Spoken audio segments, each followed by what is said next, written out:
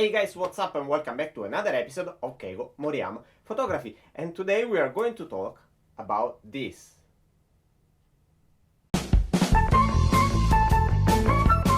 Okay, so today I would like to combine the one roll, one camera set together with the 3D printing series that I'm now doing. So I have with me this Polaroid Landcamera model J66. That, as you probably know, use a type of instant film made by Polaroid that of course are not available anymore.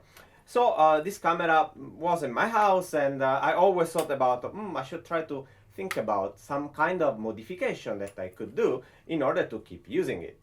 But unfortunately, one of the main modifications that is going on nowadays for this type of camera is to put back the pack film like the Fuji FP100. But what is the problem with that film is that it's not produced anymore.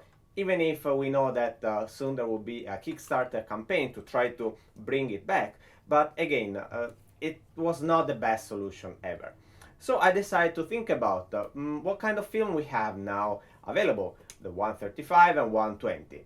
And honestly, the 120 size, it's kind of really good for this kind of camera. So I decided to 3D print this adapter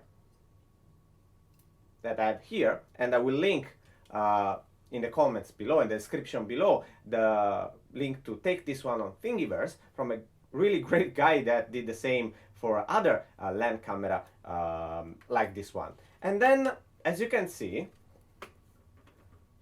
this camera has an electric eye here that, of course, understand what is the light available and automatically set up the shutter speed. Because the operation themselves is simply cock here and shut, that's all. And it works with a normal AA battery, like this. So you can still use it, but again, having the light electric eye only set up for 3000 ISO, well, of course I couldn't use the normal 120 that I have. So I designed and print this. This is a filter that has to be put above the camera and resemble the Type 48 filter that was produced for this camera in order to utilize the color film. The Type 48 film is going to practically cover the whole section here, but of course we don't need it, so we just simply put the filter on and take our picture.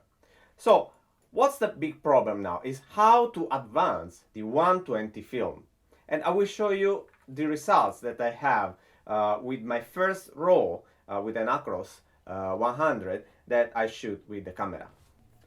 As you could see,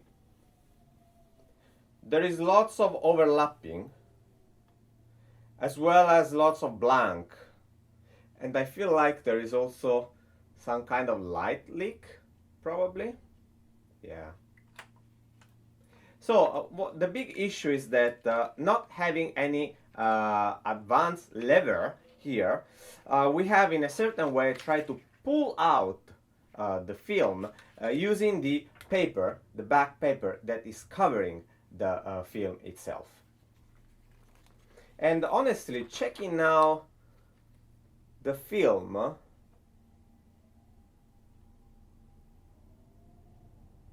yeah, I noticed this. As you could see, the first part of the film was kind of empty.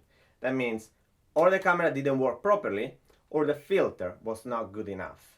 That's why I have printed even this second filter that differs from the previous one.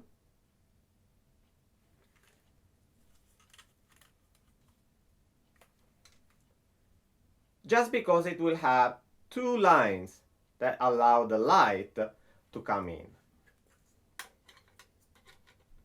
I will link both of them in the description below. I will try to put on Thingiverse so that you can download and print by yourself without problem. Seems that with the second filter, the results of the picture are a little bit better. I will show you later all the photos, so stay tuned. But first of all, let's have a look inside how to advance the film with this type of camera. And I will show you how difficult is it to understand exactly how much you have to pull the film. Okay, here we are. And what we have to do, let's open the back of the camera. Let me avoid to go against the camera itself. Okay, so these two adapters that we have here, I brought small because I printed the original version, but because of the characteristic of my camera, it practically be a little bit too big for me. So I decided to print it 2 millimeters shorter, and it will help perfectly. So what you have to do, let me use my test film here. Okay, let's say that you have this film with you, you put the adapter, and take care that the original adapter has a cross shape. So I had to remove these two parts in order to have just one line, as you can see, because in this case I will be able, I will be able to put inside. Okay, so we have our adapter, and we put inside, as you can see, there is here and here the space for inputting this. Then we have to open the film like this length and close the first layer of the camera. And we have to keep pulling till we will see here. I will show you, sorry, but this one being a test film, of course still have some problems because I had to put the tape. So as soon as we have the film itself coming up, what we have to do is to remove this tape that is keeping the film together with the paper here, so that the film will be freely going to be in this position, this part of the camera. And when we close it, let me close the camera. The only thing that we have to do is to pull. We lift it up and we have to pull the film. This one, what will happen in the camera? As you can see, the film is coming out and will remain, as I said, in this side of the camera itself. So then when you have to remove the film, when it will be finished, of course you need a changing bag. Now the big problem is this. When we are going to close,